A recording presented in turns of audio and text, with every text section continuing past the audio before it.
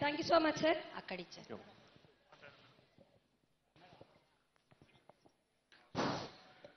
ఈరోజు నా జీవితంలో ఒక అద్భుతమైన రోజు అని చెప్తాను సార్.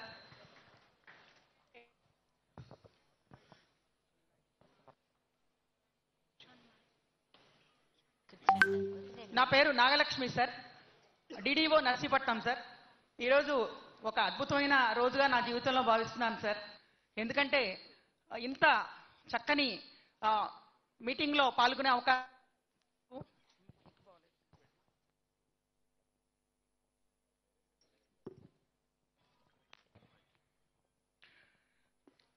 నాకు జూలై 31తో నేను రిటైర్ అవుతున్నాను సార్.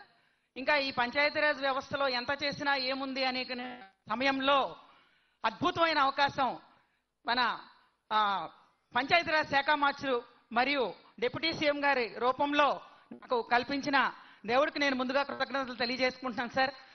అలాగే మీ టీంలో మీతో సమానంగా పరుగులెత్తిస్తూ మీ ఆలోచనలన్నీ కూడా ఉన్న మా గౌరవ కమిషనర్ సార్కి, ఓఎస్డీ గారికి, అలాగే ఇతర అధికారులకు, ప్రిన్సిపల్ సెక్రటరీ గారికి అందరికీ కూడా హృదయపూర్వక నమస్కారాలు. నేను తల ఉంచి నమస్కారం చేసుకుంటున్నాను సార్. ఎందుకంటే ఈ 25 ఏళ్లుగా ఎంపీడీఓలుగా ఉన్నాం సార్.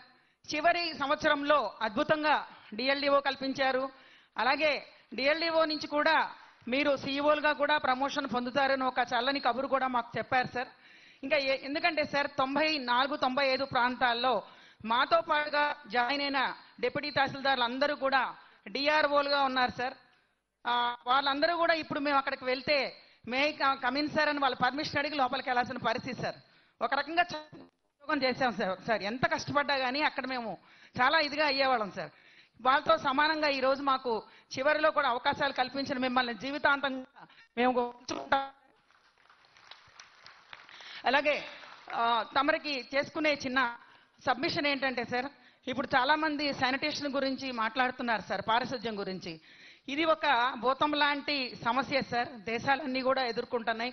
ఇందులో మన దేశం అతీతం కాదు. అయితే వీరి అందరికీ కూడా ఇప్పుడు కొంతమంది మిత్రులు చెప్పారు, పాత గవర్నమెంట్లో మనం వాలంటీర్స్ని పెట్టినప్పుడు కూడా అప్పుడు మీటింగ్స్లో కూడా నేను ప్రస్తావన తీసుకొచ్చాను సార్. అంటే అప్పుడు నేను ఈ డిస్ట్రిక్ట్ పంచాయతీ రిసోర్స్ సెంటర్ మరియు సాలిడ్ వేస్ట్ మేనేజ్మెంట్లో జిల్లా అధికారిగా నేను పనిచేశాను సార్. ఆ రోజున మనం అడిగినప్పుడు వాలంటీర్స్కి పాలసీ మ్యాటర్ అమ్మా నువ్వు కూర్చోని నన్ను కూర్చోబెట్టడం జరిగింది సార్. అందువల్ల వాళ్ళకి ఫిక్స్డ్ శాలరీస్ లేక ఈ రోజు ఇవ్వలేని పరిస్థితులు ఉన్నాయి సార్. తమరికి నేను విన్నవించుకునేది ఏంటంటే చాలా పంచాయతీలు సార్, గతంలో పాత గవర్నమెంట్లో వాలంటీర్ వ్యవస్థ వచ్చినప్పుడు రివ్యూ మీటింగ్కి పిలిచారు సార్ మమ్మల్ని. రివ్యూ మీటింగ్ పిలిచినప్పుడు నేను లేచి అడిగాను సార్, వీళ్ళందరికీ కూడా మీరు నెలకు 6,000 ఇచ్చినట్టుగా హరిత రాయబారులు కూడా 6,000 ఇవ్వచ్చు కదా అని అడిగితే ఇది పాలసీ మ్యాటర్ అమ్మా మీరు మాట్లాడకూడదని కూర్చోబెట్టారు సార్. సో అది ఆ కొరత ఎప్పుడు బాధిస్తానే ఉండేది సార్. ఈ వాలంటీర్లు ఏమీ చేయకుండా నాయకుల దగ్గర ఉండి అలా జీతాలు తీసుకుంటున్నారు, వీళ్ళు పగలల్లా కష్టపడి వీళ్ళకి 6,000 ఇవ్వలేకపోతున్నామని. అయితే ఇప్పుడు తమరి దయ వల్ల కమిషనర్ గారు మాకు వాళ్ళకి హెల్త్ ఎలవెన్స్ కింద కూడా ఇంకొక 4,000 ఇవ్వమని చెప్పారు సార్. అయితే నేను ప్రధానంగా ఈరోజు ఇక్కడ పెట్టేది ఏంటంటే చాలా మంది చెప్పారు సర్పంచ్ల బిహేవియర్ ఇదంతా కూడా. కొంతమంది సర్పంచులు అయితే ఆ రోజుల్లో 5 సంవత్సరాల కాలంలో మీరు తప్పనిసరిగా చేయవలసిన బాధ్యతలు ఏమిటి అని నేను సర్పంచ్లు అడిగినప్పుడు ఎవరూ కూడా మేము పారిశుధ్యం మా ప్రధాన బాధ్యత, డ్రింకింగ్ వాటర్ మా బాధ్యత అని చెప్పేవారు కాదు సార్. చెక్ బుక్ మాకు సంతకాలు పెడతామే పని, ఇవన్నీ మాకు పని లేదు అని విసురుకునేవారు సార్. సో ఇప్పుడు మనకి గ్రామాల్లో ఈ ఓపెన్ డెఫికేషన్ సమస్య చాలా ఉంది సార్. బహిరంగ మల విసర్జన జరుగుతూనే ఉంది. వీళ్ళు వ్యక్తిగత మరుగుదొడ్లు కట్టుకున్నా కానీ వాడని వాళ్ళు ఉన్నారు. అందువల్ల దయచేసి రాబోయే కాలంలో సర్పంచులుగా కంటెస్ట్ చేయడానికి ఎవరైనా ముందుకు వచ్చినప్పుడు మీ గ్రామంలో మీరు బహిరంగ మల విసర్జన పూర్తిగా నిర్మూలించారా, పారిశుధ్యమును తాగునీరు సరిగా అన్ని వసతులు ఉన్నాయా, అందరి పిల్లల్ని స్కూల్లో జరిపించారంటే మనం ఏమైతే మ్యాండేటరీగా ఈరోజు తప్పనిసరిగా వాళ్ళు పాటించాల్సి ఉన్నాయో అవన్నీ కూడా మీరు పాటిస్తున్నారా అని అడిగి వారికి పంచాయతీ సర్పంచులుగా అవకాశం కల్పిస్తే బాగుంటుంది సార్. ఎందుకంటే మనం ఎంత మాట్లాడుకున్నా కానీ వాళ్ళు వాళ్ళ ప్రధాన బాధ్యతల నుంచి పక్కకు తప్పుకుని ఉండడంతో ఈ రోజున సెక్రటరీలు అందరూ కూడా ఇబ్బంది పడే మాట అయితే వాస్తవం సార్. దయచేసి మనకి ఎలక్షన్స్ ముందున్నాయి కాబట్టి సర్పంచుల విషయంలో మంచిగా ఎంపిక చేసి July sir, July 31 sir. July తర్వాత ఎలా ఎన్నికలు వస్తే మీరే పోటీ చేసినారు. Thank you very much sir. అలాగే ఖచ్చితంగా ఈ ఓపెన్ డెఫికేషన్ ఒకటి, తర్వాత మీరు అదే ఎంపీటీఓ గారు కూడా ఇందాక మాట్లాడారు, ఈ green green ambassadors. Green ambassadors ఖచ్చితంగా నా మనసు ఎప్పుడు కూడా గ్రీన్ అంబాసిడర్స్ మీద ఉంది. అందుకని థ్యాంక్ యూ వెరీ మచ్. గ్రామాల తాలూకు పరిశుభ్రత కానీ వాళ్ళ చేతిలో ఉంది, వాళ్ళకి ఖచ్చితంగా ఆదుకోవాలి. అది పనిచేసే వాళ్ళకి మనం ఆదుకోకపోతే ఇంకెవరైనా ఆదుకుంటాం. విజువల్లీ క్లీన్ జీపీస్ గా చేసుకున్నప్పుడు మనకి స్వచ్ఛ భారతం ఆవిష్కారం అవుతుంది sir. Thank you very much sir. నమస్తే సార్. అలాగే మీరు చెప్పింది కూడా ఏంటంటే, అంటే ఒకవైపు ఏమో పొలిటికల్ లీడర్షిప్ కూడా బాధ్యత తీసుకోవాలి. అది మిమ్మల్ని అందరినీ కూడా అడ్మినిస్ట్రేషన్ లో భాగంగా మిమ్మల్ని మీ అందరికీ అకౌంటబిలిటీ ఉంటుంది. మీరు అంటుంది ఏంటంటే, let political leadership also at the panchayat level be accountable. అది మీరు అంటున్నారా? లేదు, అది యూనో ఇట్స్ చాలా పర్టినెంట్ పాయింట్. అంటే చాలా పరిగణించాల్సిన అంశం.